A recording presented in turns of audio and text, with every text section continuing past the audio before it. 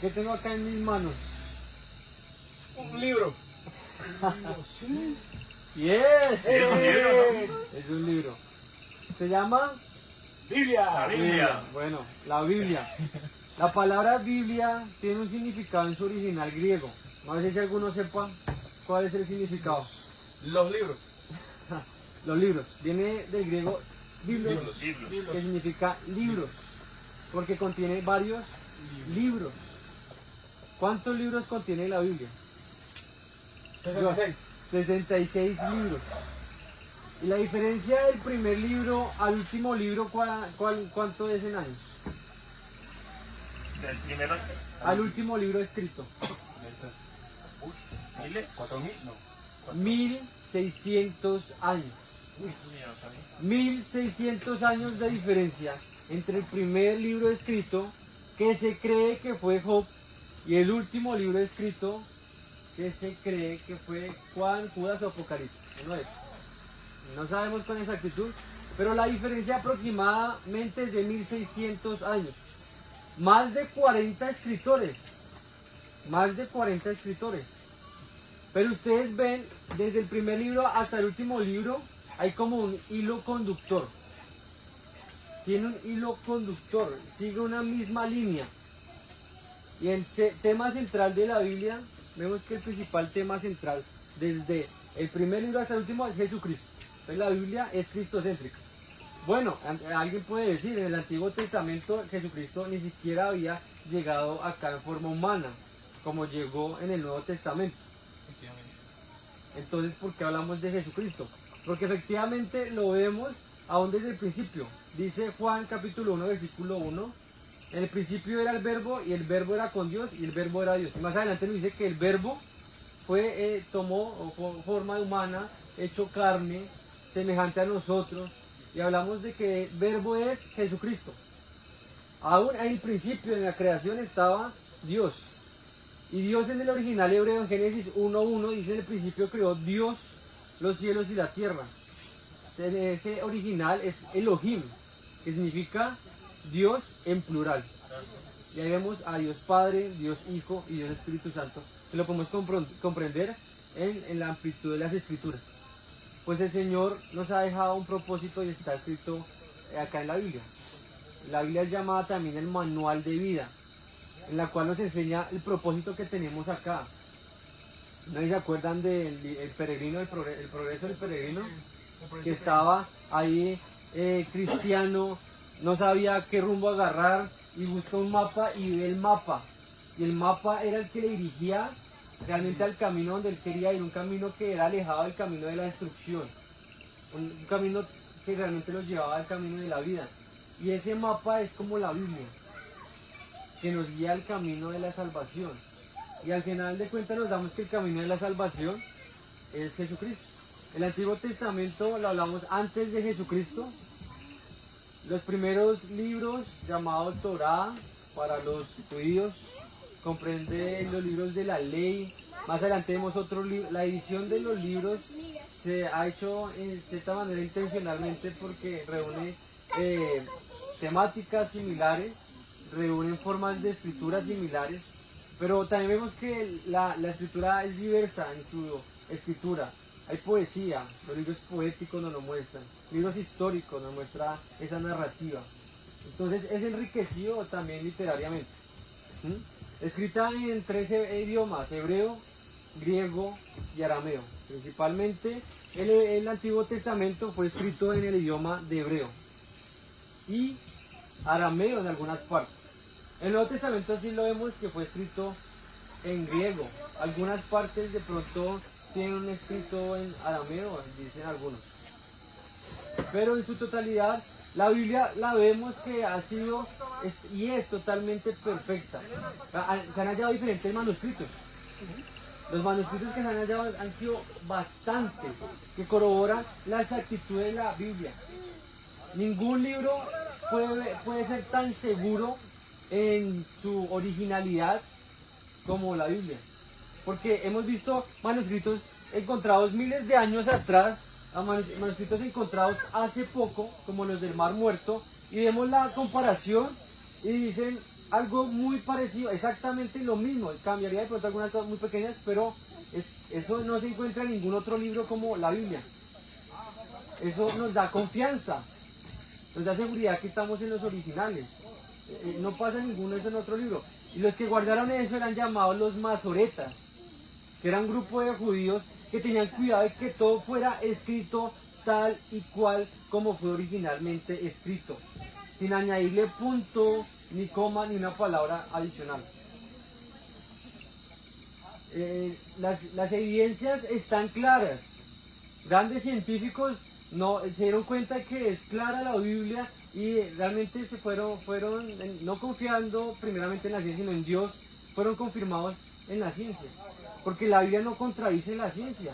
La ciencia es evidencia de lo que realmente dice la Biblia. Lo confirma. No estamos en contra de la ciencia. Cuando alguien dice que es bíblico, pero está en contra de la ciencia, pues realmente no es bíblico. ¿Sí? Una vez alguien decía, cuando tú entres a la iglesia, quítate el sombrero, pero no la cabeza. Porque a veces pasa. Hay iglesias que se han vuelto iglesias sin cabeza porque han dejado la Biblia a un lado. Han dejado el pensar en un lado. Han dejado el meditar en las escrituras a un lado. Salmo 119 habla mucho del deleite en la Biblia. Exalta la ley del Señor, exalta la Biblia, los salmistas exaltan las escrituras. Cuán deliciosa es tu palabra, más que la miel a mi boca, mucho más que el oro refinado. ¿Sí? Amo tu ley, dicen en muchos salmos, repite una y otra vez ese amor que debe haber a la palabra. O sea, la situación no es solamente estudiar la Biblia, sino cómo vamos delante de la Biblia, como un libro más, o vamos como el libro que Dios ha dado al ser humano para que siga el propósito que Él le ha dado sobre esta tierra, como el manual de su vida, como el mapa que lo guía en el camino del Señor, como ese mapa del peregrino. Nosotros somos peregrinos en este mundo, como cristianos estamos en este mundo de paz y no vamos a saber qué camino andar, no vamos a tener sabiduría para vivir en este mundo si no vamos detrás de la Biblia. Cuando Nehemías habló la ley del Señor, el pueblo, ¿qué pasó? Hubo un arrepentimiento y quebrantamiento. Sí, la fe viene por el oír, y el oír la palabra de Dios. La Biblia realmente es la palabra de Dios, lo que debemos compartir, porque es lo único que cambia vidas y corazones. Con la palabra de Dios el Señor creó los cielos y la tierra. Con la palabra del Señor el Señor también transforma vidas y corazones. Pues también tenemos que comprender que hay unos libros llamados libros apócrifos, o pseudoapócrifos le llaman también algunos. Apócrifo viene de la palabra falso, libros falsos, que son realmente mitos, que religiones como el catolicismo aceptaron. Libros como Tobías, libros que el escritor mismo, por ejemplo Tobías dice, traté de hacer mi mayor esfuerzo en este libro. Espero que les haya gustado. O sea, Macabeos, ¿sí? Libros de guerras y todo eso, pero donde realmente no vemos que fueron realmente libros inspirados por Dios. El canon bíblico reúne los 66 libros de la Biblia, los verdaderos libros en los que el Señor inspiró. Y nosotros no fuimos los que dijimos cuáles son. Lo que hicimos como iglesia fue descubrirlos. No sabíamos, pero el Señor nos guió y lo pudimos descubrir a través de la historia. ¿Cuáles eran esos libros en los cuales el Señor nos ha enseñado que nos guiemos como iglesia? Esos 66 libros, desde Génesis hasta Apocalipsis. Bueno, algo también interesante cuando vamos a la Biblia es que vemos capítulos. Los capítulos son esos números grandes y los versículos son esos números pequeños. Bueno, esos capítulos, versículos, no es que estuvieron con la Biblia ahí, sino más adelante se tomaron para hacer un estudio mejor de la Biblia, para poder encontrar mejor un versículo, para encontrar mejor un pasaje, para podernos ubicar mejor en ese mapa grande llamado la Biblia. Porque no podemos entender la Biblia sin Dios. Dios es el que nos enseña la Biblia. Si no hemos nacido de nuevo, ¿podemos entender la Biblia? No. no la podemos, la podemos ver como un libro más y no va a haber ningún impacto en nosotros. Pero la Biblia es poder de Dios para el que cree. La Biblia cambia y transforma al que cree. Al que no, es locura, es piedra de tropiezo en su camino, no es importante. Pero para nosotros es impactante, es poderosa porque es el Señor hablando a nosotros sus hijos. Es poder, es poderoso. Entonces, lo mejor que podemos hacer es dejarnos guiar por lo que nos enseña el Señor en su palabra. Por eso es importante hacer un estudio bíblico constante. Todos los días necesitamos del Señor. Todos los días necesitamos escucharlo. A veces hablamos mucho. Es importante orar, sí, es importante decirle al Señor nuestras peticiones, sí.